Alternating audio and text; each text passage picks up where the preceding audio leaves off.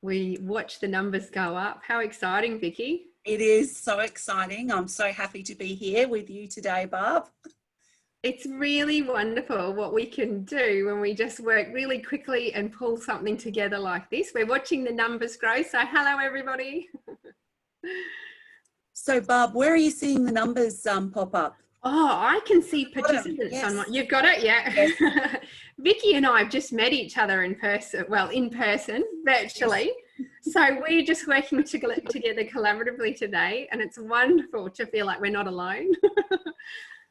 And the way we'll do is we'll wait a few moments till everybody logs on. It's a couple of minutes before. We're expecting, Vikki, about maybe 90 people today. That is incredible, given that we really just started to talk about this a few days ago.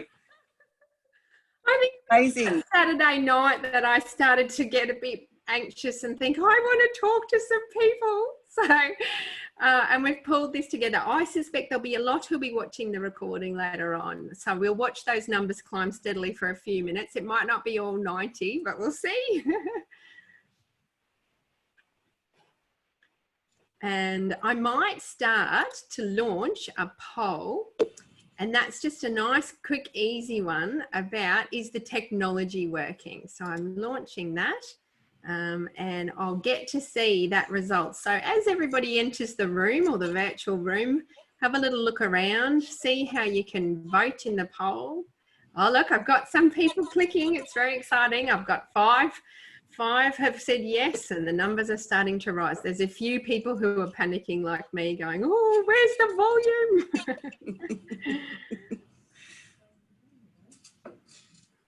And the numbers are rising, which is exciting. We'll leave that up for a few moments. And I'm checking that no last minute registrations will come through, because I had about 40 this morning and I've been madly approving everybody. That's incredible. It's obviously an unmet need, Barb, so people are really keen to find out as much as they can about this technology. I think an unmet need, not only for information, but for connection. Exactly. I've been using that term physical distancing, not social distancing, because I have needed to socially connect this week. Absolutely. I really like that. And we've had, it's about 70% of people online using the technology working well, but we'll wait for a few more and for a few more people to join us.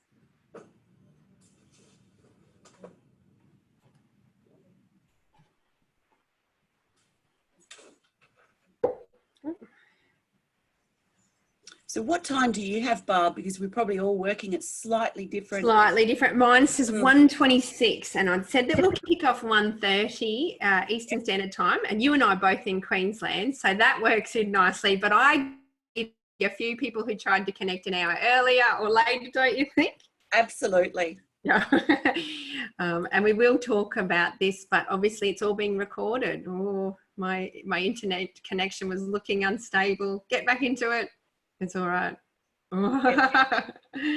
Luckily, I'm at work today, where we tend not to have those sorts of issues. But of course, that's another factor that can cause some anxiety for people who are, not working from a major centre and who perhaps have a small practice, and all of a sudden they're becoming very reliant on the internet. And that my internet connection is beautiful usually, but I'm not too sure about it in the new way of things. Yeah, absolutely. It's probably it's a bit like when they did the census. Yes. The government decided to do the online census and it was a disaster. So, the pressure on the resources may be something we haven't quite seen before. Oh, and we've had our third panellist join there. Jessica, hello. Hello. What we might do is pop you on a little bit of hold until we join you in too, because we will do a bit of that housekeeping things as well, so as not to overwhelm everybody. But how exciting. We've got all three panellists. We've got 100% of the people who voted have said that the technology is working well, and they can hear and see us, but a couple of people have not yet voted, and we'll wait for everybody to join us. And what I might do is, so that you don't feel too conscious, Jess, I might hide you a little bit there for a moment. There you go. Does that look right for you, Vikki? Absolutely perfect. Thank you. Oh, look, the numbers just jumped a little bit. Everyone jumped online at 1:30. Went, oh, I've got that thing to do. Perfect. And which also means that a few people just still getting onto that poll there of how is the technology working. This is the most important thing. If we can't hear and see you, we don't know. We'll give it a few more minutes for everyone to arrive, and we'll do all that wonderful housekeeping and connection. But we have done the hard part. We're here. We're one step along the way, which is fantastic. Absolutely. Still quite a few people to vote, so find your way around the poll and let us know if the technology's working. And if, of course, we have any troubles or your internet connection drops out, you'll get a recorded copy afterwards. Oh, a little spike in the numbers there. Isn't it exciting? Hello, everyone. And a last minute check of all the resources, and we might kick off in a minute. What do you think, Vikki? And I've popped Jess out of the way, but we will come to you. Oh, someone's chatting. I love when people chat. Someone says hi. I love it. It's so exciting. Do use the chat function. It makes us feel like, yes, makes us feel like we're not just on our own. So lovely. Awesome. And look, we've still got a few people with the technology getting sorted, so it might take a minute. Oh, and there's another little jump in the numbers there. We are expecting up to 100, about 90 people have registered for this event in a matter of days, most of them this morning.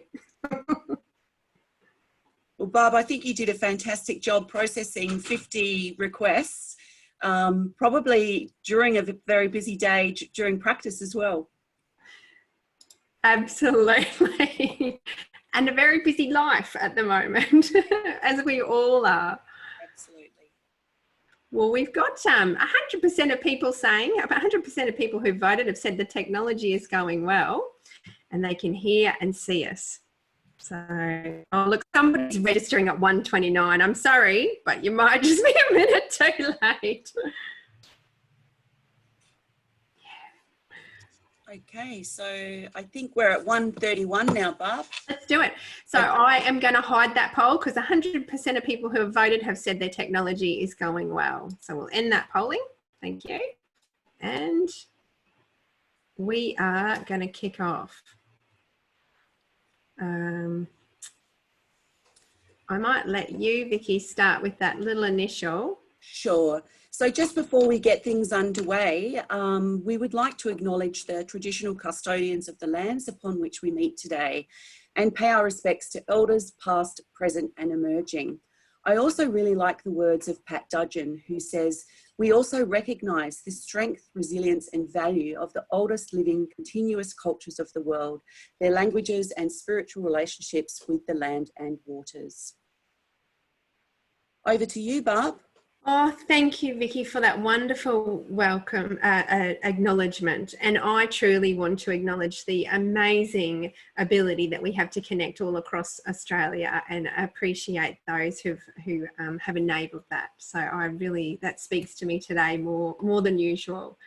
And welcome to all our participants. We will do a little bit of housekeeping and give you a bit of a tour of how the next hour will go.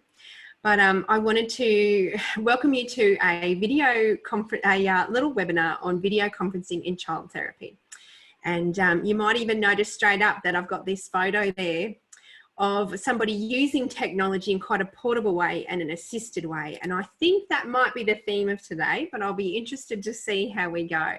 And a little bit more of the housekeeping. We've done our poll. We know our technology is going okay. Feel free to chat with us if you need to. You've found the chat function. The confidentiality and privacy today. So this is, confidentiality does not apply. So please obviously be aware of what you're sharing, and we will do so too as panelists.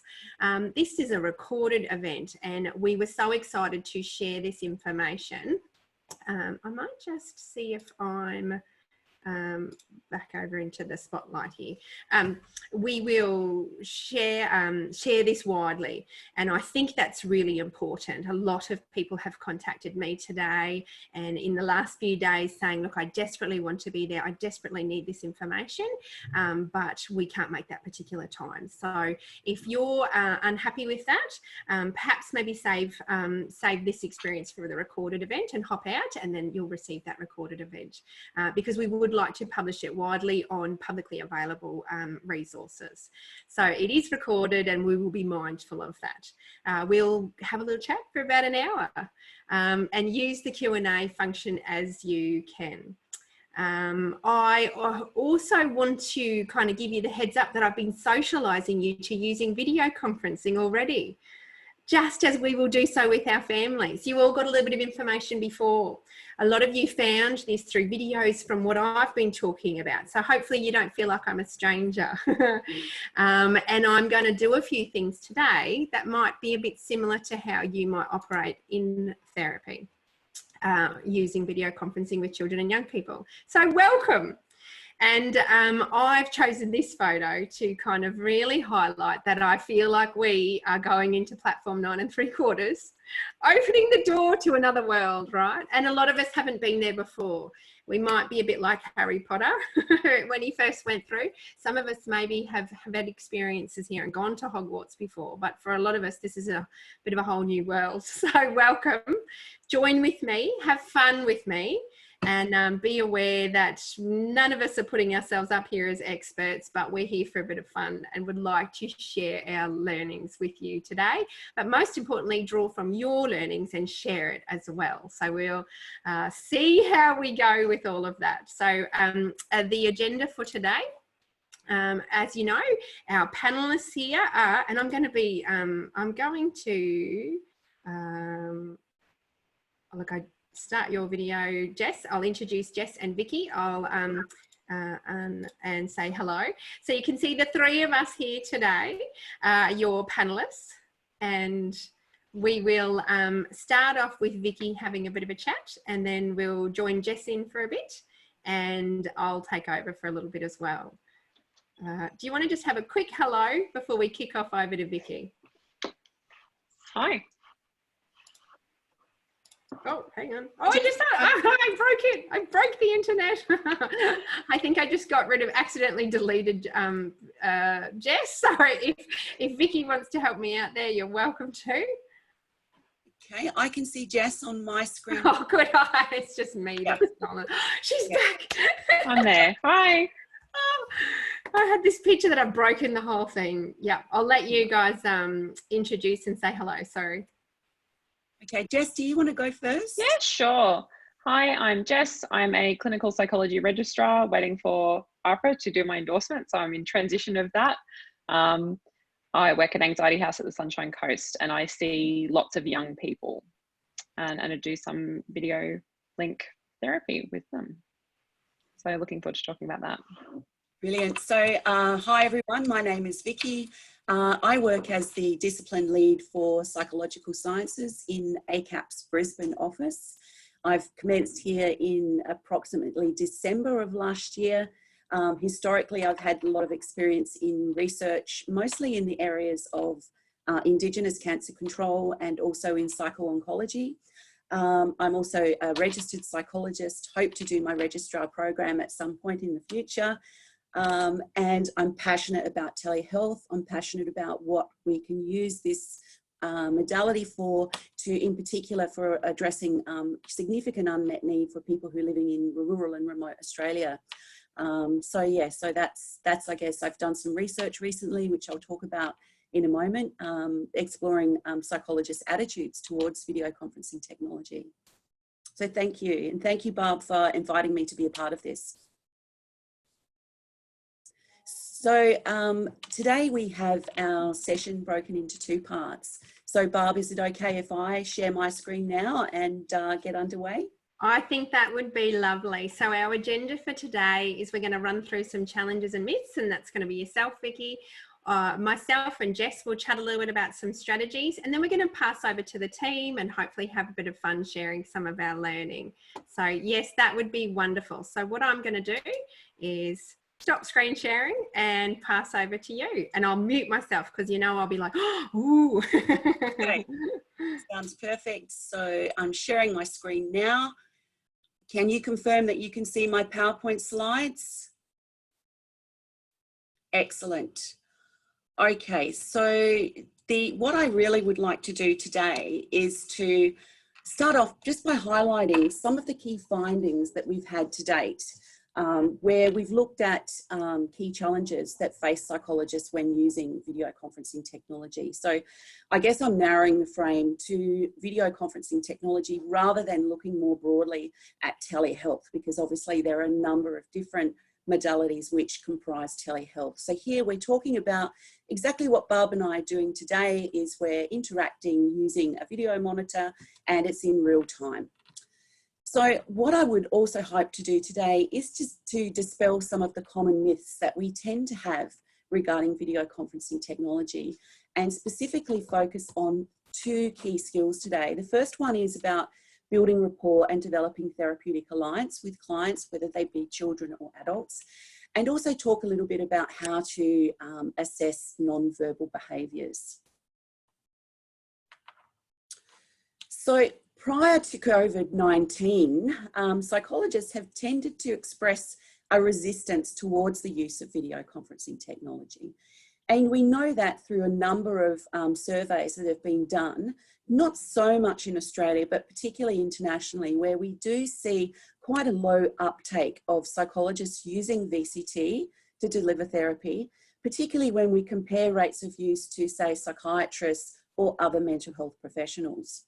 Why are psychologists resistant towards VCT? I think there are some really good logical reasons for why that we feel like that. So there is a tendency for psychologists to always perceive that face-to-face is superior, especially with regard to the development of rapport and or the establishment of therapeutic alliance. Many of us, and I've certainly had this experience when I first used video conferencing technology, we feel uncomfortable, we feel out of our depth, we're feeling anxious, we're not really sure that we're doing the right thing. And what research conducted in Australia by Richardson et al. Has found is that psychologists tend to feel uncomfortable in situations where they're trying to navigate using worksheets or other resources, and also in situations involving high expressed emotion. Managing risk is also one of those areas where we tend to feel uncomfortable. Again, ethical concerns around the security of the technology and the confidentiality. Who's going to be able to see this recording? So these are all genuine concerns of psychologists. Shortly, I'll be publishing a paper in the Australian Psychologist, which will more broadly go into some of the challenges that many of us experience. And I can't sort of talk about that paper too much now without reaching sort of the originality of the journal, but just to say to you that, one of the things that really came out in that paper is that many of us perceive that we're unable to detect non-verbal behaviours at all. And I'm just going to challenge that assumption today. So looking at the research about therapeutic alliance, we do know that the research actually suggests that there are no differences in therapeutic alliance when delivering therapy via telehealth or via face-to-face. And what is really interesting, I think, is that it appears to be the non-verbal cues that are the key to developing and expressing that empathetic relationship. We might think that consumers are not interested or not happy with telehealth services. However, a small study conducted in South Australia reported the opposite, in fact, and consumers reported high levels of satisfaction with telehealth. We also do know that for some people, the improved anonymity of being able to access a clinician who may not be living in their local area is a significant benefit for others. So, what do we do in trying to develop therapeutic alliance and develop rapport? Say, for instance, in the first session. So one of the first things to do is to purposefully just slow down your pace. You know, we can get carried away, I think, in thinking that the first session, we want to collect so much information, we want to have enough information so that we can formulate and think of a treatment plan. When you're using video conferencing technology, particularly the first time with a client, there are a number of things that you need to go through with the client. You need to explain the technology, how it works.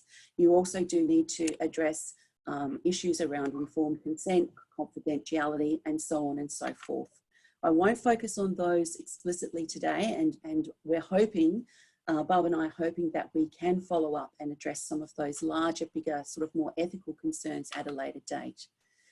But I guess the whole purpose of that first session, you're working in a different technology, is to make sure that your client is becoming comfortable with using the technology. We're feeling uncomfortable, so therefore they're likely to be feeling uncomfortable as well. So it's about learning to sit with some of those silences, some of those delays that occur when someone is speaking and then we're actually hearing their voice. And yes, expect the unexpected, expect the screen to freeze at times. And speak through these issues with your client and what you will do in the situation that you do experience technological issues.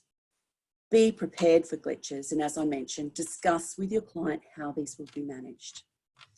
I think a really important area of development for psychologists is the ability to be able to adapt, refine, and redevelop your micro skills. I mean, these are our kind of bread and butter. But when we've developed these in a face-to-face environment, we've become, I guess, used to especially relying on some of those visual cues. Recommendations for developing your micro skills in a session with a client include increase the use of statements that check in with your client to ensure that you've understood the client. Provide more statements that validate a client's efforts at engaging and sharing through the technology. And normalize any initial feelings of awkwardness. There are other tips available on the APS website where they provide some recommendations for using telehealth. And Barb and I are happy to make those available to you if you're unaware of those. So what about assessing non-verbal behaviours? So I know in my own research, this was something that just about every participant who hadn't used video conferencing technology said, well, you just can't assess non-verbal behaviours. And therefore, they would make the assumption, you cannot assess non-verbal behaviours, therefore you can't develop rapport, you can't assess risks, and so on and so forth.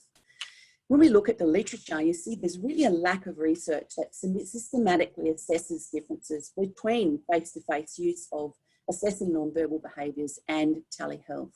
So I think in the current climate, it's definitely an area which we could do with some further research. So just here, just some recommendations for getting out of our own comfort zone, I guess, and starting to develop some more skills in terms of being able to detect some of those non-verbal behaviours using video conferencing technology. It is possible. You've seen Barb and I talking with you today. You could see our facial expressions. You might have seen how nervous we're feeling about delivering this first webinar to you all today. The important thing to remember is that you have the ability to set up the camera in a position that works for you and also your client.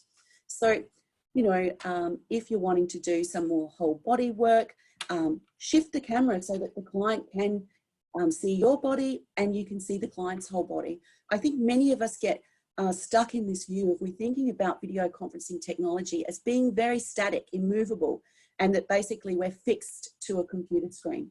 As Barb will undoubtedly talk about today, she uses the technology in very flexible, movable ways. Remember that your client is probably also used to using visual cues in preference to auditory cues. So this is why we need to kind of keep using a lot of verbal validation with the client. We need to almost sometimes exaggerate those expressions of empathy and understanding through our own non-verbal behaviour. Something that I think is really important is to develop an ability to attune into what the person is saying. Yes, we do that in a clinical setting, in a face-to-face setting, but we often imagine trying to do that with a blindfold on. And so what I would suggest is a really good way to hone your skills in this area is to role play, conducting an MSc with colleagues for different presentations, and start to really think about how you would do that using video conferencing technology. Switch the screen off and practice just using your auditory skills, or, as I said, use a blindfold. So in conclusion, rapport, therapeutic alliance, and our abilities to detect and express non-verbal behaviours are indeed possible using VCT. There is the link to the APS recommendations with regard to the use of VCT. And so please refer to those for further information. What I would like to suggest is that, yes, VCT can be harder to detect those non-verbal cues, but we need to work harder. Over time, we'll feel more comfortable, and what Barb and I do hope is that over time you'll learn to embrace this modality. So if anyone is interested, there's also some references there. And as I mentioned, I have a paper coming out soon, which I'd love to share with you as well. So thank you so much, Barb, for inviting me to be a part of this today.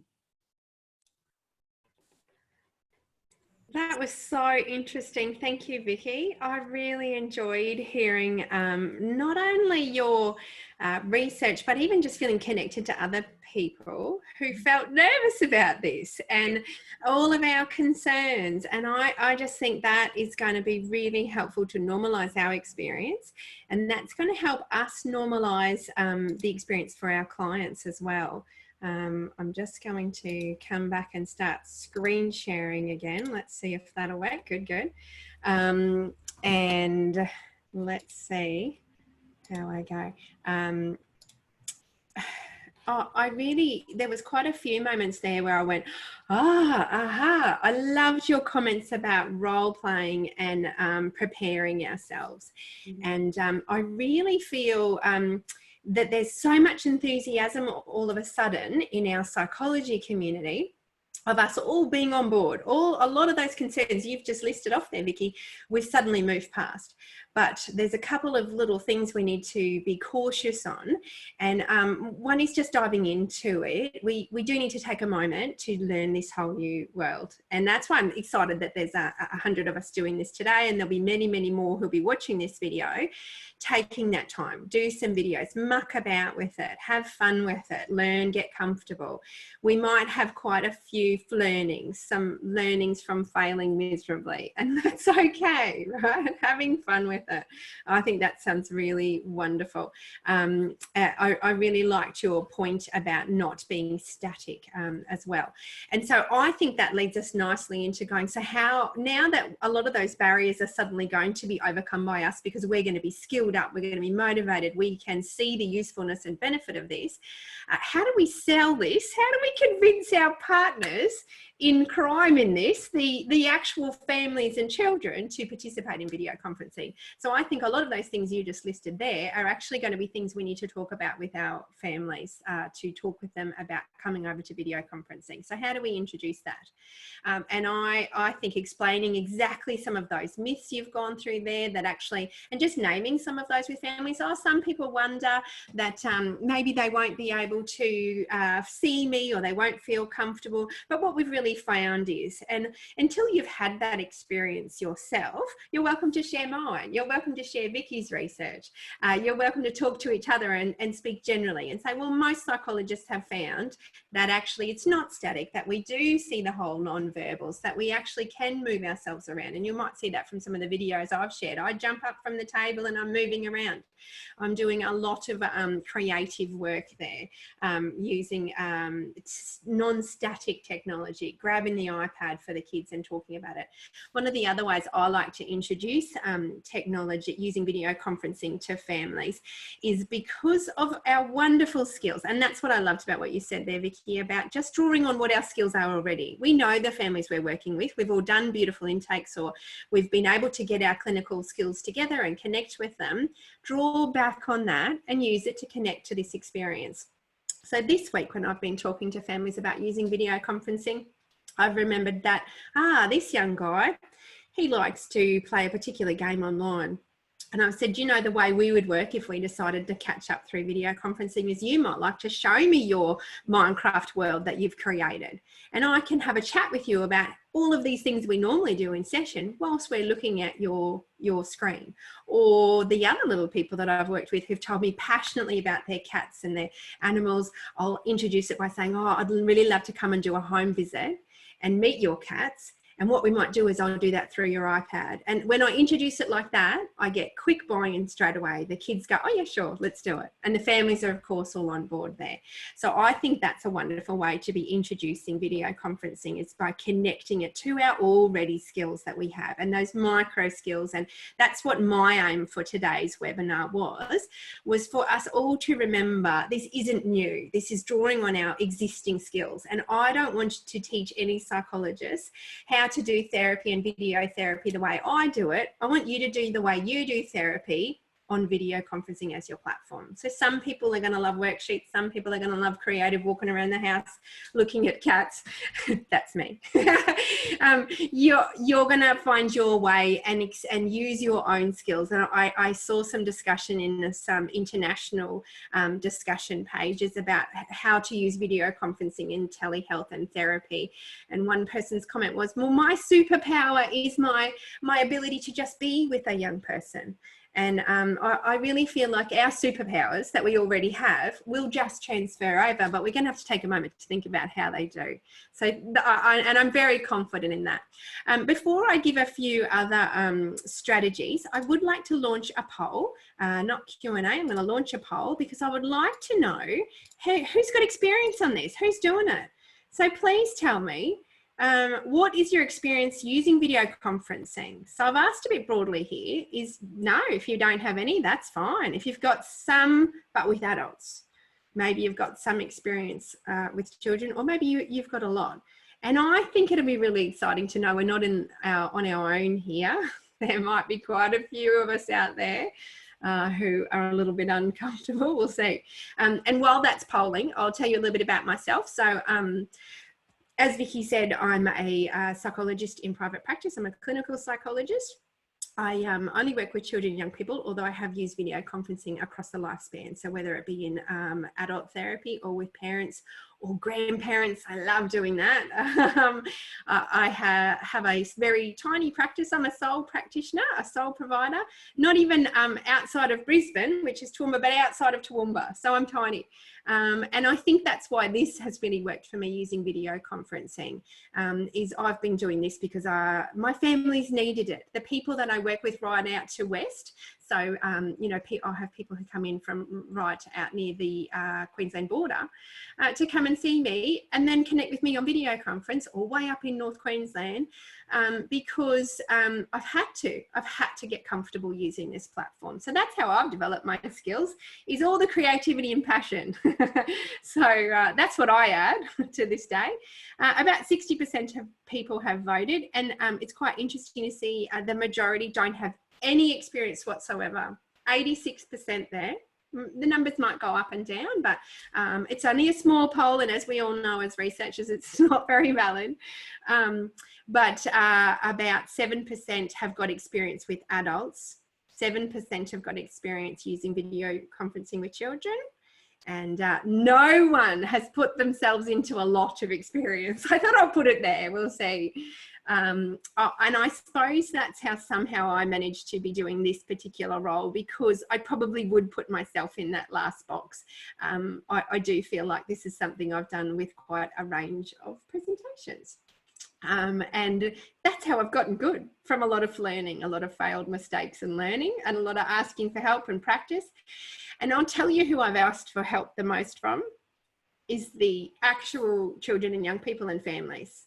getting that feedback from them has been huge. And I made sure I reached out to a couple of my supervisees, so psychologists that I've supervised in doing this kind of service, as well as the families that I worked with, and asked their feedback today, as I do every day when I'm doing therapy through video conferencing. And so that's what I hope to be able to offer and share with you today. There's still a few people who haven't voted. Come on, slackers, we want to know. I'll end that poll in a minute, but if you can, give us a bit more of an idea. And I do know using webinars is beautiful from technology, but sometimes the slides are a little bit slow, and sometimes the Q&As come up a little bit slow. So I will, as Vikki beautifully pointed out, I'll move a bit slow. So at about 62% of us voting, as I say, 87%, no experience, none, zilch, zip. Welcome, welcome, welcome. I'm going to hit end on that one. I'm going to close that one. I'm also going to tell you how to get started. And I don't know about you, but it's been a week, right? So I want you all to get comfortable. I want to get started as I would do with a family. And I want you to, if you're a calming person who likes to calm by having a warm drink, grab yourself a warm drink. If you're a calming person who likes to do a bit of movement, I want you to jump up and do some star jumps or do a chair push, right? I did it. I want you to look around the room and notice 3 things that make you smile. I'm going to look around. Oh my gosh, it's not the mess. And I want you to look around the room and notice something that you would touch that might be calming for you. And if I was doing this with a child or a little person, I'd say, go and run and find me something that is calming, that might be good and calming for your eyes. And they run back with their wonderful thing, or maybe they walk with their iPad. And for me, what I've been doing a lot of this week is breathing. So I'm also going to do a little breath. My favorite is the butterfly breathing, and I'm going to do this. Thank you, Dan Siegel. I have used this one a lot.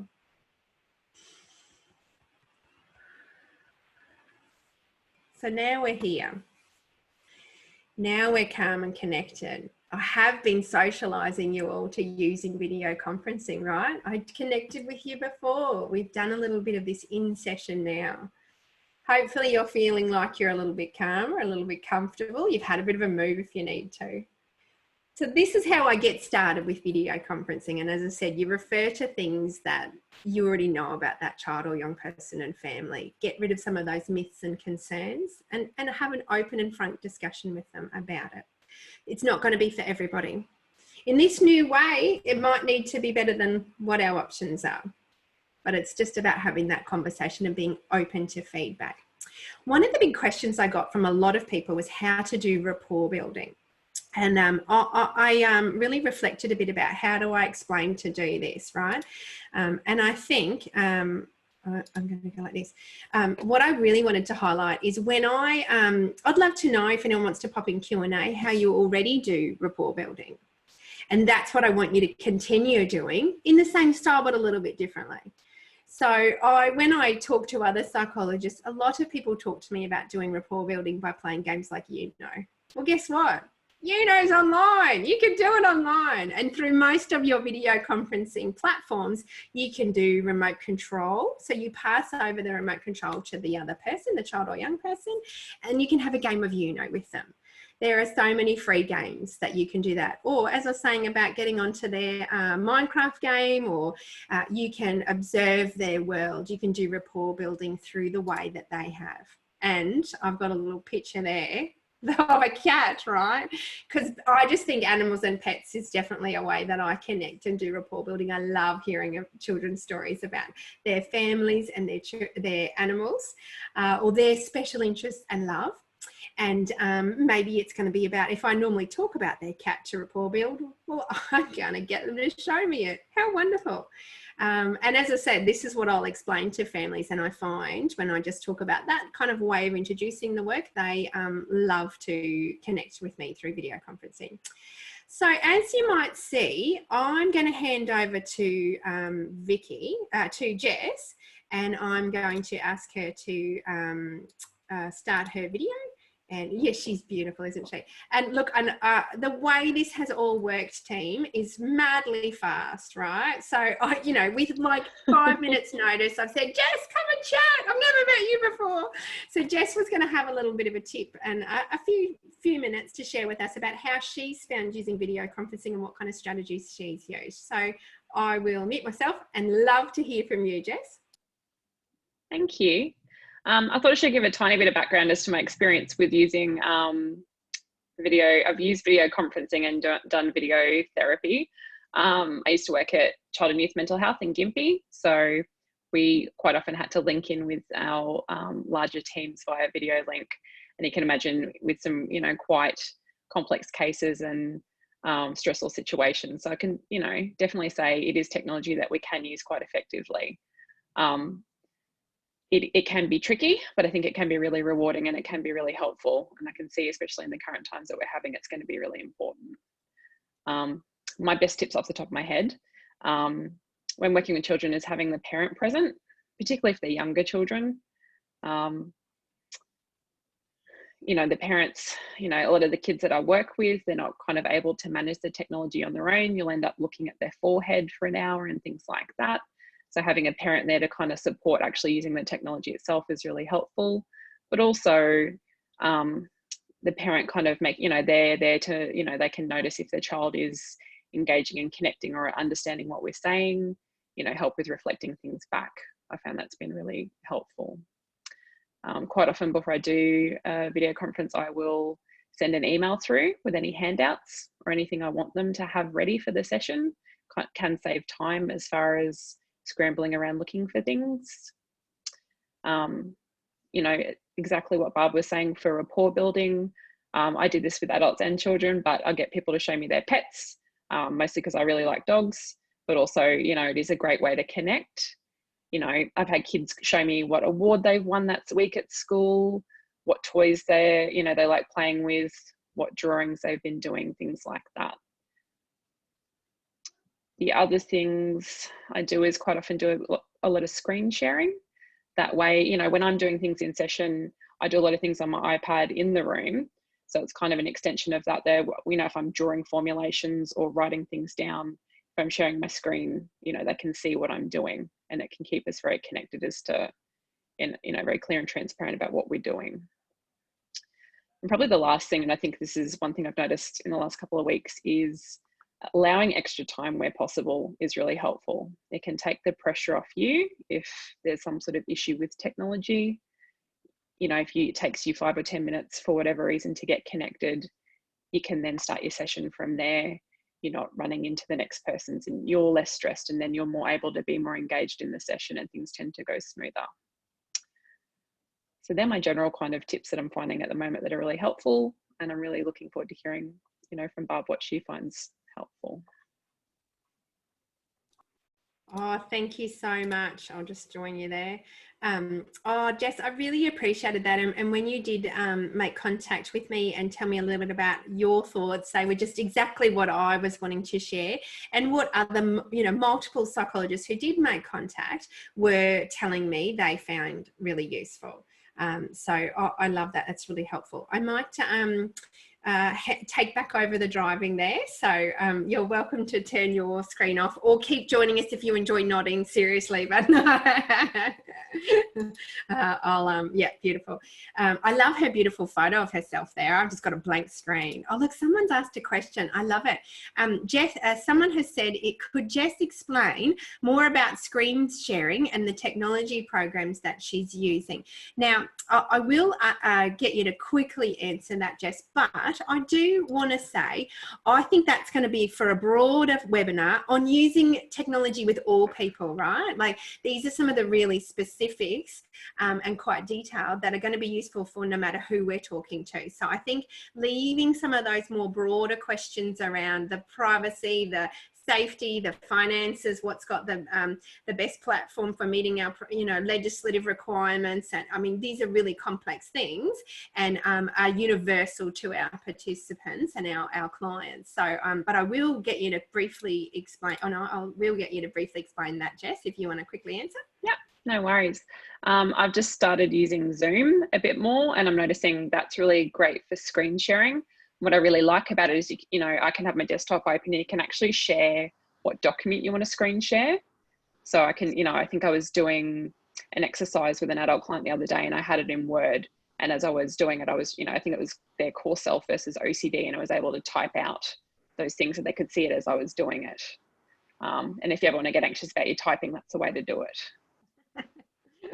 But yeah, so it's, some of it's just been trial and error. Googling how do you do this is always the best tip I was ever given as far as how to do IT stuff. But yeah, that's my experience so far with that. Thank you so much, Jess.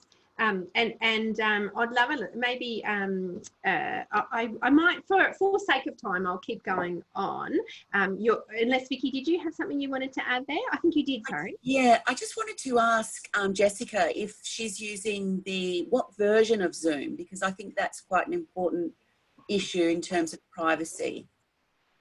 Great question. I'm using whichever one my organisation set up for me, because they're the ones, they do all the things and they know what is compliant and not. Yes. So I have to say I've just bowed down to their wisdom. Yeah. So I think there's a professional version of Zoom, and then there's a home version. I believe it's a professional one, because the home one, there's limitations as to things you can do. And the thing I like about it is, the clients don't have to necessarily have anything downloaded. They can just join in and we can send them meeting invites and things like that. Perfect. Thank you, Jessica. You're welcome. I'll unmute myself. I think that's wonderful, and I think really what the question, the useful thing to share there is telling that to our families, whatever program you're using, how that might work, explaining that, because I'm quite surprised at the myths and the reactions. Even though many of you may have seen, I've made videos on YouTube. So when I'm telling families, come and join me on video conferencing, I'm sending them a video of myself doing this through video conferencing, right? And they've said, oh, that sounds wonderful, but I don't have video conferencing. And I've had to explain, yeah, you do. I just send you a link, right? So really explaining that and how it might work as well. So I think whatever program we're using, being sure that it meets those requirements, talking to others, and I'm sure there'll be more webinars, resources. We are all going to be having lots of those questions there. One of the other questions I had in advance for today was from people saying, what about consent forms and things? I think that's broader than today's workshop, and I think that's more of the doing rather than this is about how to have fun with kids, right?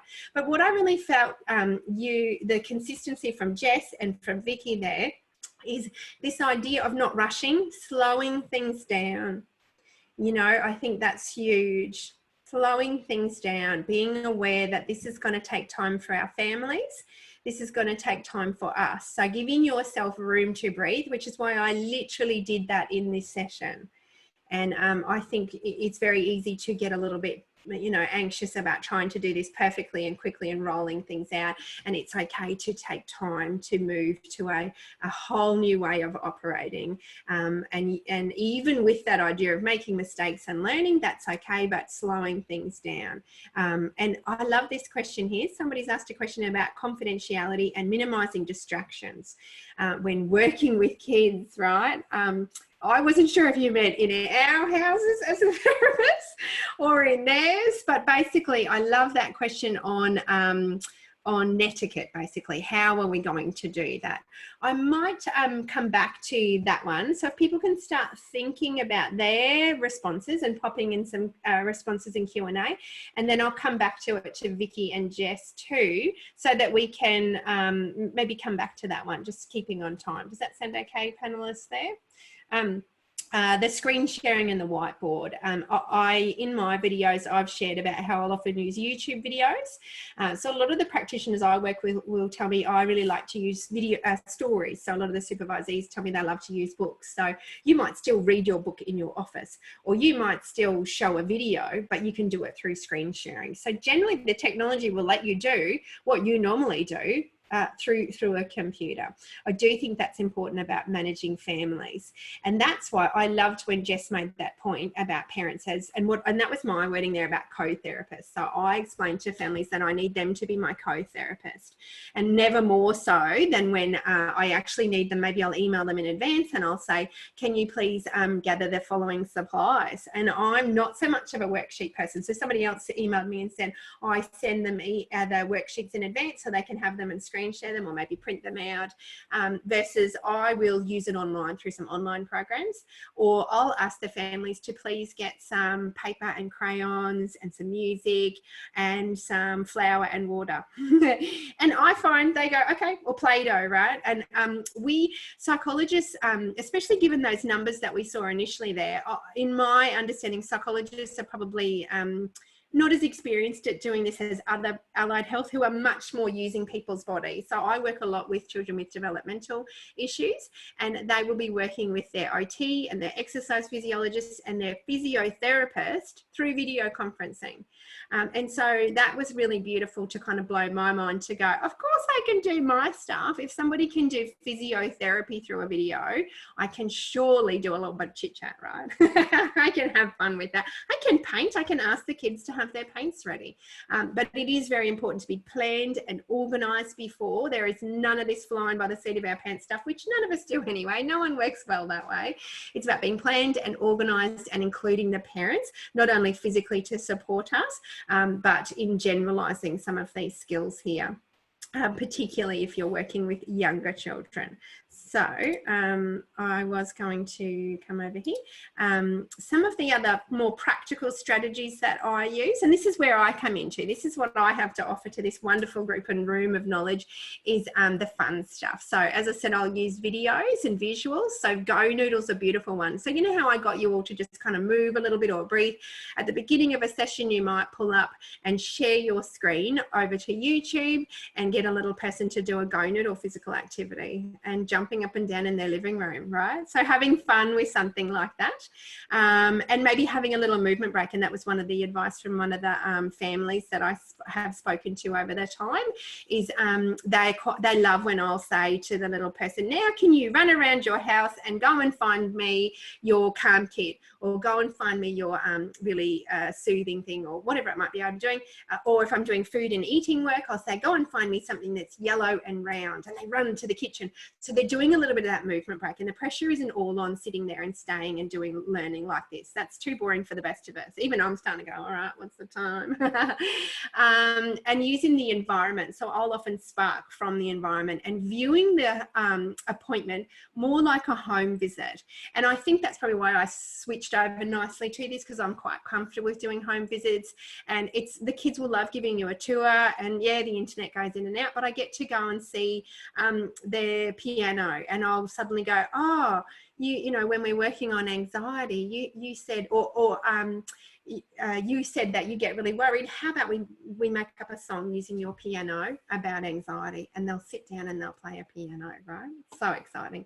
Using visuals to keep you on track. So that whiteboard function can be really beautiful to do. I might even see if no, I won't sidetrack myself. I was going to see if I could show you in the session here to do it, or creating a Word document to doing that as well. But using that kind of thing, a whiteboard, to keep everybody on track and having it as a bit of a routine. So just like in the routine in my therapy session, where I'll do, you know, your intro and socialization to the therapy, and you're doing your agenda setting, and then at the end I'm seeking feedback, and there's a real natural flow that I've socialized my clients to. I'll do the same thing through video conferencing. But are you starting to see the pattern here, guys? It's just what you guys are already doing, but sometimes a bit tricky. I was going to ask a poll of the kind of presentations you guys are working with, but it sounds like we're all kind of new to this. So I wanted to just briefly share some of the experiences of people I've worked with, or some of my supervisees have worked with. It is working across that lifespan. So literally it's 4-year-olds who've had eating and feeding issues and autism, developmental issues, a 10-year-old with OCD. And one of the questions I received in advance was, how do you do behavioural experiments and exposure, for instance? Amazingly, amazingly, because I can do real world generalizing of the OCD experience in their home. It's actually wonderful. So you know how you were telling me that this is tricky for you. Can you please take me on the iPad to that part of the house that happens in? And we do it. So I think it's wonderful, OCD particularly, and eating and feeding particularly, because I can see where you sit, I can see your meals, I can observe you, I can support you, I can get you to do some exposure in your kitchen. Look how amazing. I've worked obviously with young people with anxiety and Tourette's and tics. So I think I particularly thought that was a really useful one to help you understand that having that body awareness is vital when you're working with movement disorders.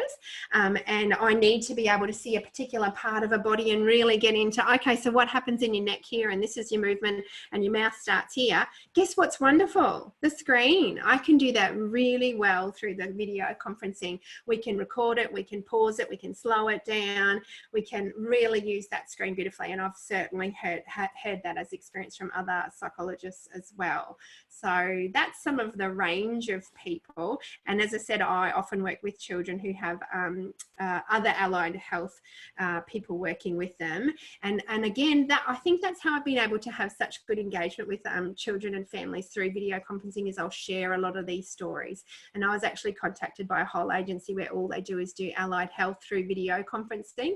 And they said to me, your little location is our hugest referral in all of Australia. What are you doing, Barb? The director rings me. And she said, there's something in the way that you're selling it to people. And I think it's my enthusiasm, but I also think it's my shared stories. So sort of giving those little stories around, oh, this is the way I like to do it, and this might be how it works, and tying it to something that's very normalizing for them. And I explain that, you know what, you don't have to drive there. There's no awkward waiting rooms. How beautiful is that? I tell them about a lot of the benefits there. I do talk them through some of the negatives and help them understand that so they can decide if it's just right for them. But I also think having some of those really wonderful examples of going, do you know, a little guy told me the other day that they were able to make a social story through screenshotting in their home, how to get ready, and they were doing all this from their home in the morning before school, and the families just, they don't even blink. They're like, yep, sign me up. This sounds easy and helpful, right? So I think having that kind of shared experience is really helpful. And obviously I've been really mindful of confidentiality, and I've adjusted some of my stories and my examples here to ensure confidentiality. I suppose we're getting towards the end of the time, and before we hand over to a bit more Q&A, I just wanted to give my advice on a calm brain. So our children and young people that we're trying to work with needs a calm brain. So I do think taking time to adjust, slowing things down, us being in the right headspace, and I think that will flow over to all of those questions around etiquette of how do I do this in a chaotic household, or how do I do it when my end is not the most calm. We need to be doing self-care and looking after ourselves there. So I just felt that was really important to say. These are some of the online programs that I love to use through screen sharing, Brave Online, OCD Not Me. The Social Express is a really quite good one. And a lot of these programs, so 2 of those out of 3 are free already. And a lot of them are offering free subscriptions or trials to people given the very unusual experiences that we are having worldwide. And I believe, you know, it's worth contacting a lot of places, and you can share screen and do a lot of your beautiful work through the online programs. Something to think about there. So now over to some of our Q&A before we wrap up. So that question that I put on hold, I might just pass over to Vikki for a moment and hear your thoughts of some of the questions that have come up, but I'll also really put it to broadly to everybody to, this is your moment. If you've got some other questions, hit us up, or if you've got some thoughts, thank you for joining us back. Okay, I think it's having the space right is very important, and I work in an open plan office here today, and so fortunately it's not particularly busy because a lot of people are working at home at the moment. So what I did prior to setting up today was use that background so people can actually be walking all around here, and you wouldn't know. So, you know, I think that we need to consider what are our distractions and what are the potential distractions of our clients.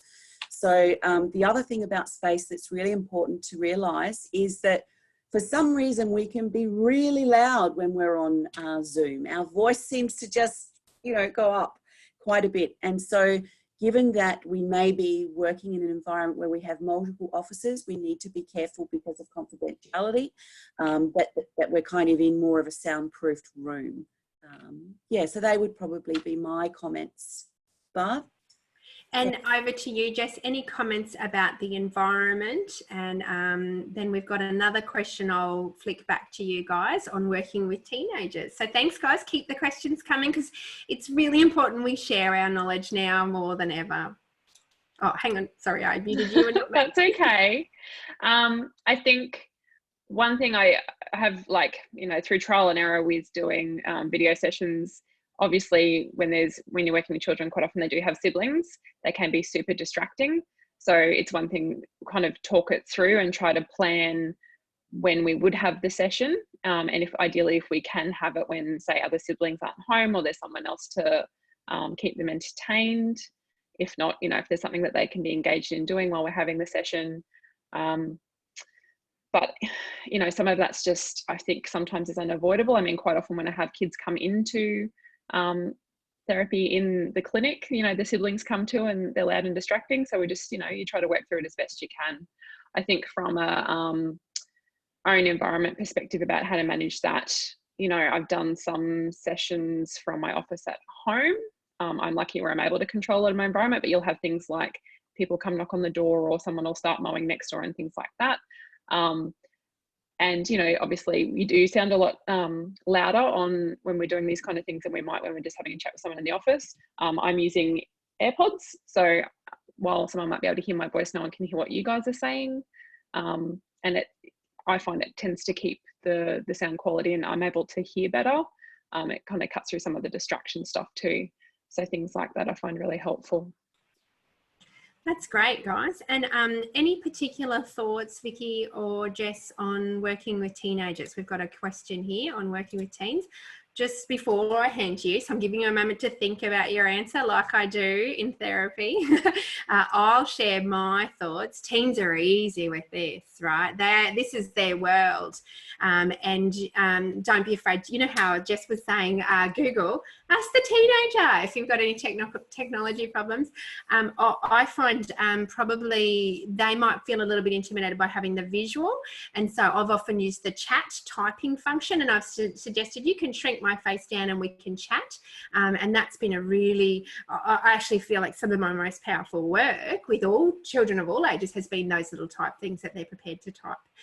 Obviously having discussions around the confidentiality and privacy of that and who's sharing information, but I find that chat function really great. But I think that it's been the most powerful. It's super easy and comfortable with teens. This is what they do, right? This is welcome to their world. So I might start with you, Vikki, if you have any particular thoughts. Sure. Sometime last year I was involved delivering an intervention via the telephone, actually, and it was to young people, so people aged from 16 through to 22, I believe. And what I found was amazing is that all the apprehensions that I had about working with that population were in my own head. So, you know, my head was telling me a whole range of things about why it wouldn't work. And yeah, they just embrace the technology. And particular, I think there's something about the visual that not having the visual that they actually prefer, because it perhaps gives them a sense of that anonymity that I'd referred to before.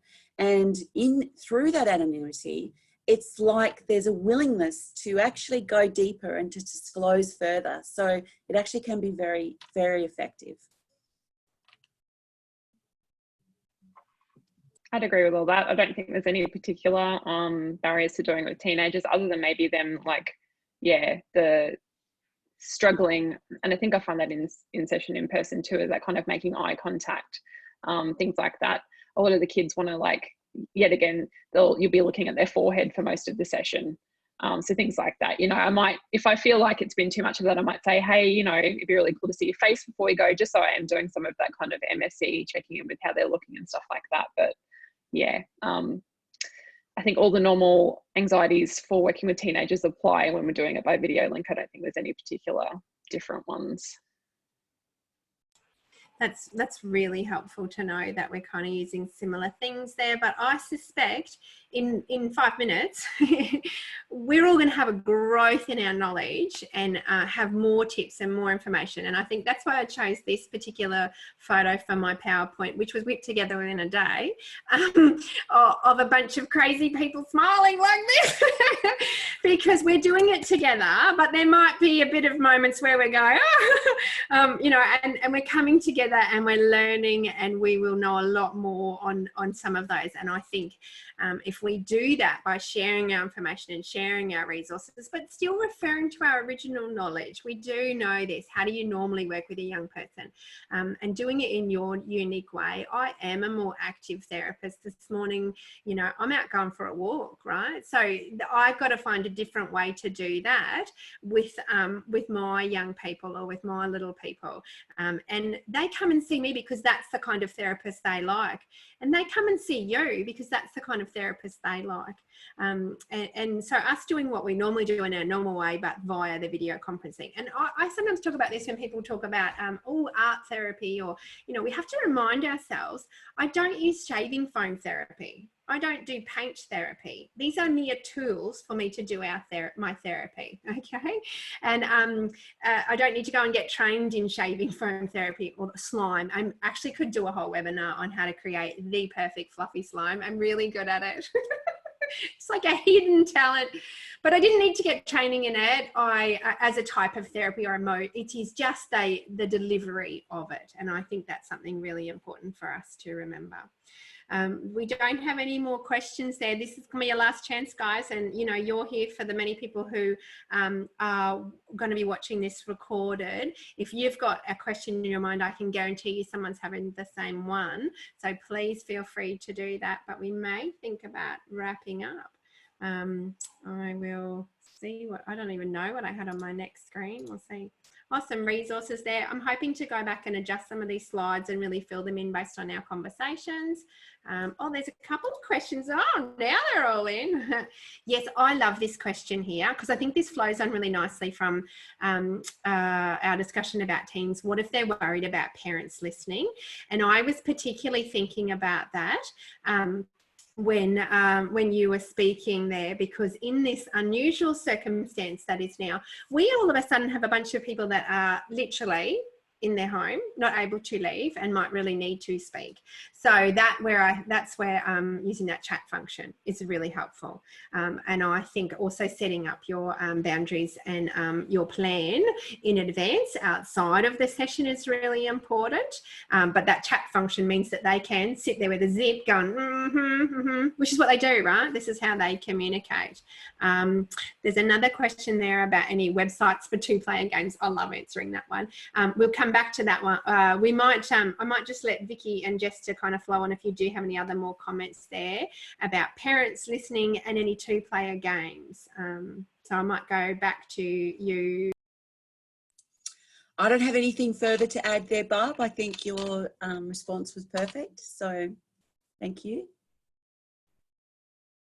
And Jess, any thoughts there? Any two-player games? Or I feel like we hopefully have covered about that parents listening, because I think that's huge. And my mind hadn't even occurred to that. That was not something a week ago or a year ago I would have even thought about, this unusual circumstances that we're in. So, but this chat function really allows for it. Most of the programs do. Do you have any thoughts, Jess, on two-player games or parents listening? No, I've never played any games like you've done. I was like stoked about the online because I love the so I'm going to be checking that out. But no, other than things like, headphones so that the parents can't hear what I'm saying if they're concerned about that. Yeah, use a chat function. I can't, and trying to find a quiet area of the room of the house, some kids sitting in the closet or something, because that's kind of their quiet space where they hide from the siblings anyway. So whatever works. I love that. And the two-player games, ask the kids. So we don't need to be experts in this. Ask them what they like and what they do. They'll all tell you cool math games. I wish I had invented that website because it has the word math in it. So parents think that it's legit learning. It's not. So cool math games is a really great one. And that one that I shared from the, but literally when I was doing a little research last night and getting on all the forums that I'm on, I thought, well, how do people already do rapport building? And that was one that came up. I play a lot of games or Jenga or and I just literally went to Google and went, online guess what came up? Online So if you've got a note, and I really feel like this will hopefully ease people's anxiety a little bit to go, what do I normally do? And there's a way that I can do that. If you're the kind of person who draws and colours in with kids, ask them in advance to grab some paper and pens and get them to colour in and chat, right? So you just do how you normally do, but it is that tiny bit of prep work. As I said, I'm a moving person, and some of the little people that I work with love to move. So if they're a dancer, I'll say, could you please show me a dance on how the feeling angry would look like? And they'll get up and they dance, right? So it's just about doing what we normally do. And those are our questions. We can't be so perfectly on time. Come on. Last chance for questions, guys. I think we're a few minutes over now, Barb. Yeah, let's do it. I'm going to stop my screen sharing, finish up with the three of these, these two wonderful people who've been a part of this amazing experience, a really exciting opportunity that very quickly got pulled together. And I know will be the first of many. This is not going to answer everybody's questions, but I'm so excited that everybody has realized that this could be a wonderful way to support our little people. And I look forward to what the future might look like in a little bit of a slightly anxious point of view. But I really appreciate that 100 psychologists have joined us in this journey.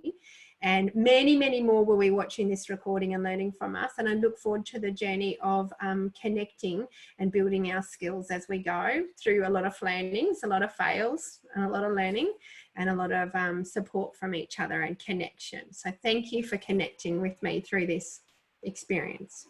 And thank you, Barb, for this opportunity, and lovely to meet you, Jessica, and everyone that is here on this webinar today. I guess looking into the future, we're really keen on developing other webinars in addition to those that focus on working with children, so working across the lifespan. And so Barb, I'm sure, has shared her information about her Facebook discussion group.